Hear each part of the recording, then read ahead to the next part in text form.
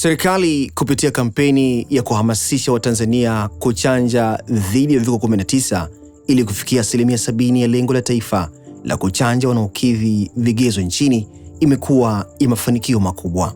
Hata hivyo, uwepo wa changamoto katika uingizaji wa taarifa za chanjo ya uviko 19 katika mfumo wa taifa, yani chanjo COVID, umesababisha mlundikano wa takwimu katika mikoa mbalimbali na hivyo kudhoofisha mafanikio ya kampeni ya chanjo kitaifa. Wakati tulianza kwa ugumu kidogo. Wakati kazi hizi zimeanza, tulikuwa tunapata changamoto za hapa na pale kwa wateja tulikuwa tunawahudumia, kwa sisi wenyewe katika kutunza zile data, kuziingiza na hata kumpatia cheti chake mteja.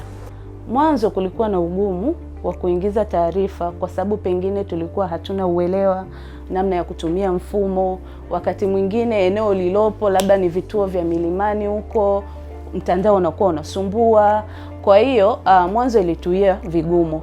Kufuatia changamoto hiyo, serikali ikishirikiana na taasisi ya Benjamin Mkapa kwa ufadhili wa watu wa Marekani kupitia taasisi ya PATH wametekeleza mpango wa afya dijitali ili kupunguza mlundikano na kuziba pengo lililojitokeza katika uingizaji wa takwimu za uviko 19 kwenye mfumo.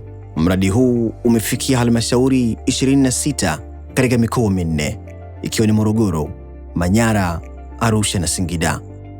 Kupitia mradi huu unaofadhiliwa na PATH kupitia shirika la Benjamin Mkapa Foundation, tumefanikiwa kufanya backload data entry intensification ambayo ni mazoezi zaidi ya mawili kwa mfululizo, ambayo imetusaidia sana kutoka kule tulikokuwa mwanzo na kufikia hapa sasa ambako so far tuko na backload ambayo ni ndogo kabisa kulinganisha na pale mwanzo. Tumetoka katika ule mfumo wa kituo kimoja tu kiingize, unakuta unampa mtu kazi kubwa, umeingiza wateja wewe, umechanja wewe, lakini yeye aende akaingize wateja wa vituo vyote kwa manispaa takriban 30, inakuwa kazi kubwa sana. Zoezi hili tulilifanya kwa ushirikiano mkubwa sana baina ya ofisi ya katibu tawala mkoa, sehemu ya afya, pamoja na mdau wetu wa Benjamin Mkapa Foundation, na kuhakikisha tunaweka timu vizuri, tunawakusanya katika eneo moja, tunawasimamia, tunawapatia kifurushi ama internet bundle ili wao waweze kupata uwezo wa kuingia kwenye mfumo na kutoa vyeti hivi.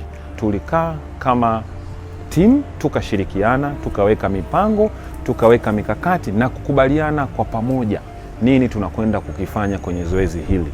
Na hii imesaidia kufikia malengo ya zaidi ya 100%, kwa sababu kile kilichotekelezeka ndio kile kilichopangwa baina ya timu hizi mbili. Moja ya maoni yetu kutoka kwa ofisi yetu, lakini pia kutoka kwa watoa huduma wetu, ni kuwasihi wadau wetu wa maendeleo kuangalia namna watakayotuwezesha sisi kufanya kazi hii hata tukupo nje ya eneo la mtandao. Lakini pia hata kama hatuna vifaa kama kompyuta, vifaa kama laptops, tuweze kutumia hata tablet kuingiza taarifa za wateja wetu popote pale tulipo.